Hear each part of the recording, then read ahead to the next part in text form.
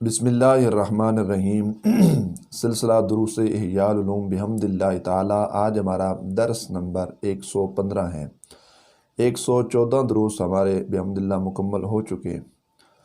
آج ہم بات کریں گے اللہ کریم جل جلالہ کے ذکر کے متعلق۔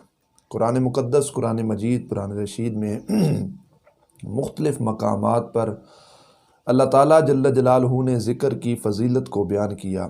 اگر بات کی جائے احادیث طیبات کی تو اس میں بھی مختلف مقامات پر رسول اللہ صلی اللہ علیہ وسلم نے ذکر کی فضیلت کو بیان کیا۔ اسی طرح اصحاب رسول صلی اللہ علیہ وسلم، اولیاء، بزرگان دین، مشائخ نے ذکر کی فضیلت کو بیان کیا، اپنے مریدین کو، متعلقین کو، اپنے چاہنے والوں کو ذکر کی فضیلت کے متعلق انہوں نے آگاہ کیا۔ قرآن مقدس کہتا ہے فَاذْكُرُونِي أَذْكُرْكُمْ۔ اللہ فرماتا ہے کہ جب بندہ مجھے یاد کرتا ہے تو میں اس کو یاد کرتا ہوں۔ حضرت ثابت رحمۃ اللہ تعالی علیہ ایک ولی کامل ہیں، تو وہ کہتے ہیں کہ مجھے معلوم ہے میرا رب مجھے کب یاد کرتا ہے۔ اس پر تمام لوگوں نے ان سے پوچھا، ان سے عرض کی، حضور آپ کو کیسے پتا کہ آپ کو آپ کا رب کب یاد کرتا ہے؟ تو فرمایا کہ جب میں اس کو یاد کرتا ہوں تو میرا رب مجھے یاد کرتا ہے۔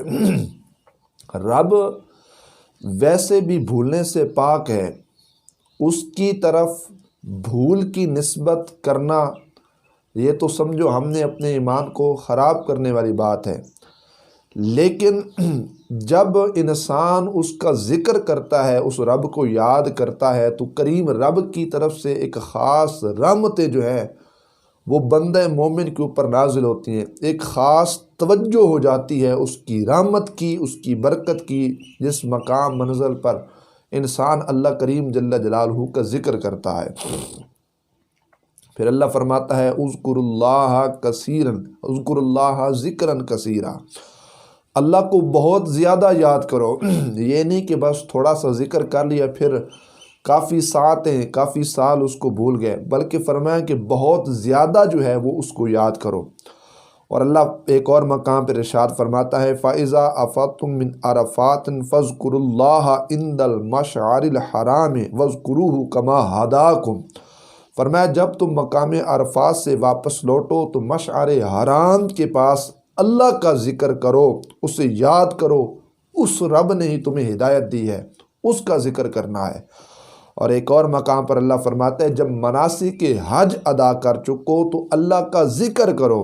کس انداز میں؟ کَذِکْرِکُمْ آبَاءَکُمْ او اشد ذکرا، جیسے تم اپنے آباء و اجداد کا ذکر کرتے ہو، بلکہ اس سے بھی زائد تم نے اپنے رب کو یاد کرنا ہے، رب کا ذکر کرنا ہے۔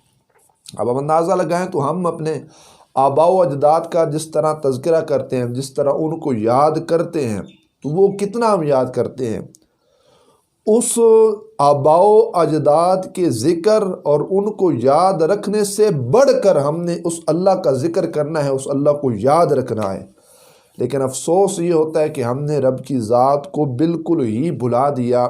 ہماری زبان کا اصل مقصد تو یہی ہے نا کہ ہماری زبان جو ہے وہ اللہ کریم جل جلالہ کے ذکر سے تر رہے، اس کی تعریف، اس کی توصیف، اس کی تحسین، اس کی حمد و ثنا سے ہماری زبان تر رہے۔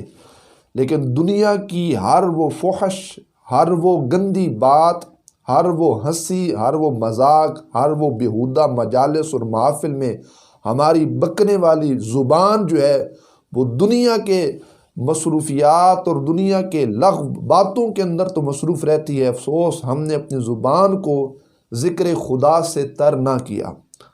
اللہ اکبر۔ اور ایک اور مقام پر اللہ فرماتا ہے الذین یذکرون اللہ قیاما وقعودا وعلی جنوبہم، یہ تینوں ذکر کی حالات۔ اللہ فرماتا ہے وہ جو کھڑے ہوئے اللہ کو یاد کرتے ہیں، جو بیٹھنے کی صورت میں رب کو یاد کرتے ہیں، جو پہلو کے بل مطلب لیٹے ہوئے اللہ کو یاد کرتے ہیں، یہ تینوں حالتیں، کیفیتیں اللہ تعالیٰ جل جلالہ نے ارشاد فرمائی ہیں۔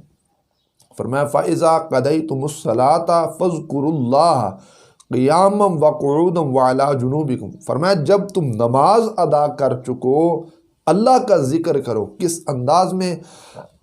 اللہ فرماتا ہے چاہے وہ صورت ہو بیٹھنے کی تب بھی رب کو یاد کرنا ہے، گھبرانا نہیں اس بات سے۔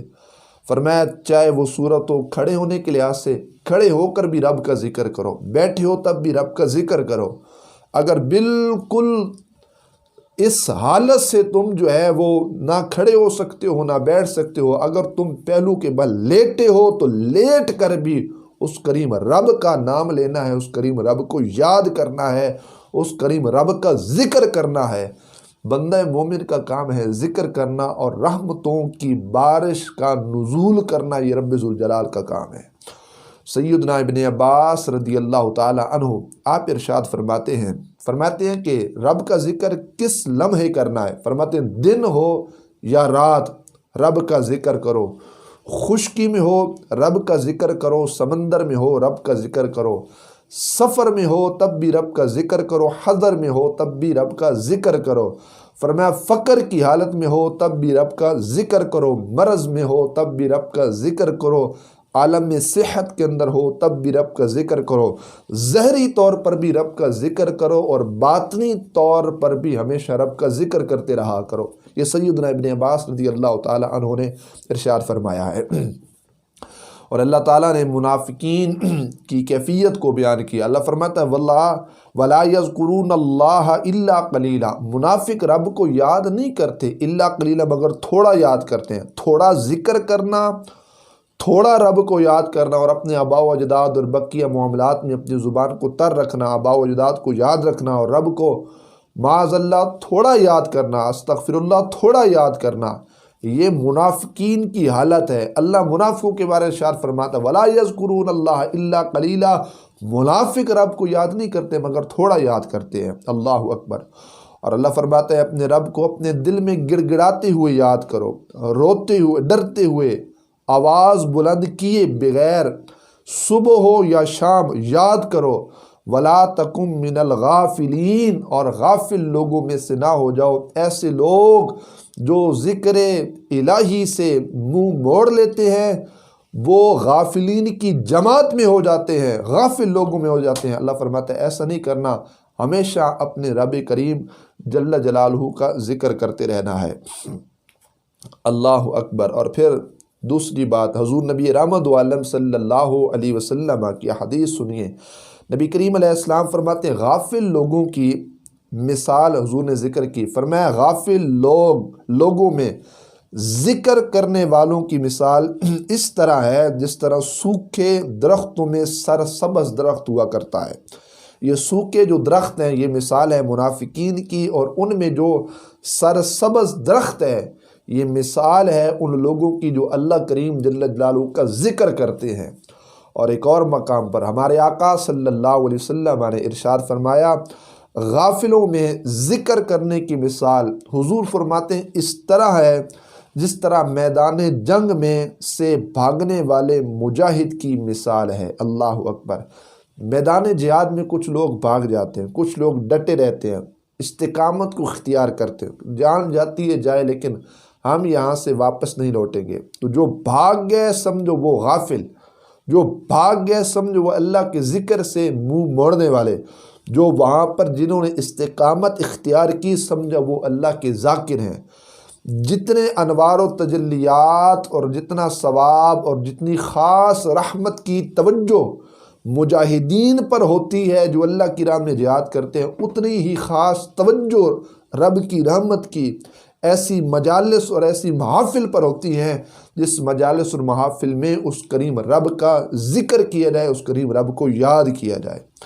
اللہ اکبر۔ حضور نبی رحمت عالم صلی اللہ علیہ وآلہ وصحبہ وبارک وسلم نے ارشاد فرمایا اللہ کے ہاں اللہ کے ذکر کے مقابلے میں انسان کا کوئی عمل اسے زیادہ نجات دینے والا نہیں۔ سب سے زیادہ جو ہماری نجات کا سما ہے، ہماری نجات کا سبب ہے، ہماری نجات کا وسیلہ ہے، ہماری نجات کا توسل ہے، وہ اللہ کریم جل جلالہ کا ذکر پاک ہے۔ اللہ اکبر۔ اور نبی پاک صلی اللہ علیہ وسلم نے ارشاد فرمایا کہ جو شخص جنت کے باغوں میں بلندی چاہتا ہے کہ جنت بھی ملے، جنت میں باغات، پھر اس میں اونچائی، مرتبہ، مقام، عروج، بلندی نصیب ہو، سرکار فرماتے ہیں اس سے چاہیے کہ اللہ کا ذکر کثرت کے ساتھ اس شخص کو رب کا ذکر کرنا چاہیے۔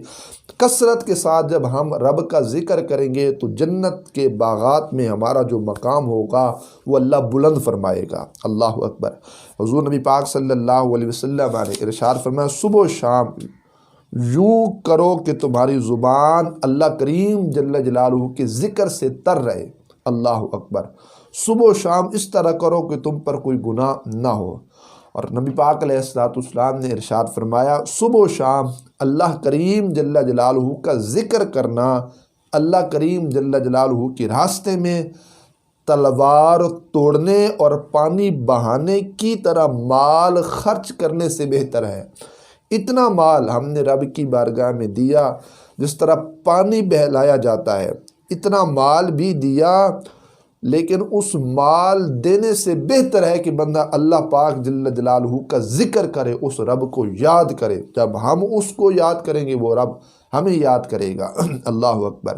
اور نبی پاک علیہ السلام ارشاد فرماتے ہیں، اللہ فرماتا ہے جب میرا بندہ مجھے دل میں یاد کرتا ہے تو اللہ فرماتا ہے تو میں بھی اس کو اپنے طور پر یاد کرتا ہوں، جس طرح اس کی شیان شان۔ جب وہ مجھے کسی مجلس کے اندر، کسی محفل کے اندر یاد کرتا ہے تو اللہ فرماتا ہے میں بھی بنسبت دنیا کی وہ اس مجلس اور محفل سے بڑھ کر عظیم محفل فرشتوں کے مجمع میں اس بندے کو یاد کرتا ہوں۔ اب کتنی سعادت مندی کی بات ہے، ایک انسان دنیا میں ذکر و اذکار کے جلسے محافل کا انعقاد جب کرتا ہے تو رب اس کو فرشتوں کے مجمع میں اس بندے کو یاد کرتا ہے۔ یہ بڑی سعادت مندی کی بات ہے۔ اور نبی پاک علیہ السلام ارشاد فرماتے ہیں جب بندہ وہ ایک بالشت میرے قریب ہوتا ہے تو اللہ فرماتا ہے میں ایک ہاتھ اس کے قریب، جو بھی شرع اس کی حدود ہیں یا جو بھی اس کی شیان شان ہے، ایک ہاتھ اس کی جو رحمت خاص ہوتی ہے وہ اس بندے کے قریب ہو جاتی ہے۔ اللہ اکبر۔ اور فرمایا کہ جب بندہ ایک ہاتھ قریب ہو جاتا ہے تو میں دونوں بازوؤں کے پھیلنے کی مقدار اس کے قریب ہو جاتا ہوں۔ دونوں بازو جس طرح پھیلائے جاتے ہیں یہ اس کی شیان شان ہے، یہ اس کی قدرت ہے، یہ اس کی اپنی شان ہے۔ کوئی شخص اس بات کا ہرگز اندازہ نہیں لگا سکتا کہ دو بازو پھیلانے سے جب رب اس بندے کے جو ہے نا قریب آتا ہے، جب رب ذوالجلال جل جلالہ کی خاص رحمت جو ہے نا اس بندے پہ نازل ہوتی ہے، اور رب جو حدیث میں ارشاد فرماتے ہیں میں اس بندے کے دو ہاتھ قریب ہو جاتا ہوں۔ اس سے کیا مراد ہے، اس کی کیا حدود ہے، یہ اس میں کیا حکمت ہے، یہ وہ ذات بہتر جانتی ہے۔ ہم اس بات کا اندازہ نہیں لگا سکتے، اور نہ ہی وہ ہاتھ ایسے ہیں جس طرح انسانوں کے ہاتھ ہوا کرتے ہیں، جس طرح ہمارے ہاتھ ہیں کہ ہم نے یوں اپنے دونوں ہاتھ کیے تو ہمارے ہاتھ چوڑائی میں لمبائی تک کہاں تک جائیں گے۔ تو رب ذوالجلال جل جلالہ اعضائے جسمانیہ سے بھی پاک، اور رب ذوالجلال جل جلالہ کے ہاں ایسا ماجرا بھی نہیں، اور نہ ہم اس کو اپنے انداز میں احاطہ ملا سکتے ہیں کہ اتنا ہی اللہ تعالیٰ بندے کے نیڑے اور قریب ہوتا ہے۔ یہ اس کی شیان ہے جس طرح وہ چاہتا ہے۔ تو بہرحال یہ نزدیکی کا ایک قرب کا ایک معنی لیا گیا ہے۔ اللہ اکبر۔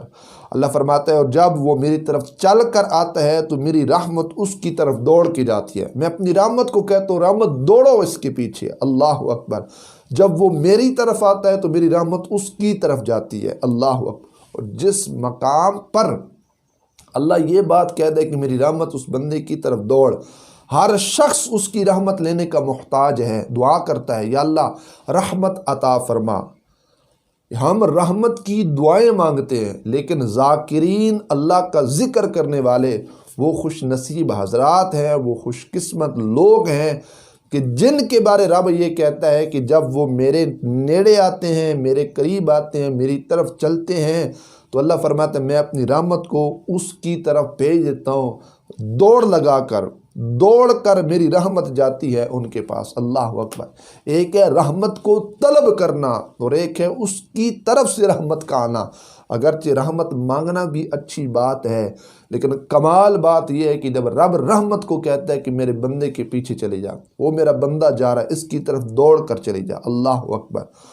اور نبی پاک صلی اللہ علیہ وسلم نے وہ جو 7 قسم کے آدمی بیان کیے جن کو کریم رب کیا کرے گا، عرش کا سایہ عطا فرمائے گا، ان میں سے ایک شخص وہ بھی ہوگا جس نے اپنی تنہائی کے لمحات رب کے ذکر کے اندر وابستہ کیے، جس نے تنہائی میں اللہ کو یاد کیا، وہ شخص بھی عرش کے سائے کے نیچے ہوگا، اس مقام اور منزل اور اس موقع پر جب کسی شے کا سایہ میسر نہیں ہوگا۔ تو یہ ذکر کے حوالے سے چند گزارشات ہم نے عرض کی۔ انشاءاللہ تعالی اگلے درس میں بھی ہم ذکر کو بیان کریں گے۔ اللہ تعالیٰ جل جلالہ عمل کی توفیق نصیب فرمائے۔